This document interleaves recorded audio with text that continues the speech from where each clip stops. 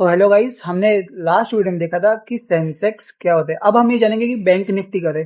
जैसे बीएसई पे ऊपर जो कंपनी लिस्ट हो जाती है वो सेंसेक्स में आ जाती है, जो मार्केट कैपिटल के हिसाब से ज़्यादा होती है। जैसे रिलायंस हो गया और टाटा हो गया, ठीक है।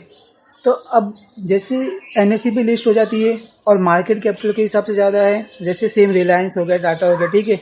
तो वो निफ्टी 50 है। तो अब बैंकिंग के लिए कौन सा था? बैंकिंग के लिए बैंक निफ्टी होता है, ठीक है गाइस। अब मैं आपको ये बता दूँ कि बैंक निफ्टी हमारे लिए क्यों जरूरी है। देखिए, जैसे इकोनॉमिक में सबसे ज़्यादा हेल्प करता है बैंकिंग सेक्टर, क्योंकि वहाँ से सबसे ज़्यादा मतलब वो कहते हैं ना कि इंटरेस्ट आ सकता है। ये सब इंटरेस्ट वगैरह फ्लक्चुएशन के कारण मतलब।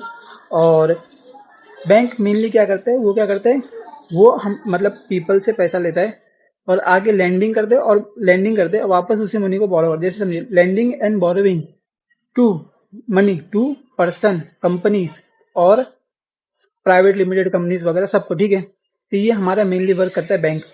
अब समझिए, जितने भी स्टॉक्स वगैरह जो थे ना, कि जैसे टॉप परफॉर्मिंग, जैसे आईसीआईसीआई हो गया टॉप परफॉर्मिंग में, एसबीआई हो गया, इंडसइंड भी हो गया टॉप परफॉर्मिंग में, और HDFC, ICICI, bank of Baroda. तो ये सारे जो बैंक्स है ना, ये सब आपको एक ही जगह मिल जाएंगे, होते बैंक निफ्टी के अंदर, ठीक है। अब मैं आपको बताता हूँ कि बैंक निफ्टी इंपॉर्टेंट क्यों है, समझिए। मैं पर्टिकुलरली स्क्रॉल करूंगा सिर्फ एक बैंक के ऊपर, ठीक है। अब मुझे एक से ज्यादा स्टॉक्स को देखना है तो मैं कहाँ देखूंगा? मैं सीधा बैंक निफ्टी का इंडेक्स जो है ओपन कर लूंगा और वहां से जितने भी बैंक निफ्टी के अंदर जितने भी स्टॉक्स है बैंक के, वो देख लूंगा। अब बैंक निफ्टी कैसे वर्क है क्या है, मैं समझाता हूँ।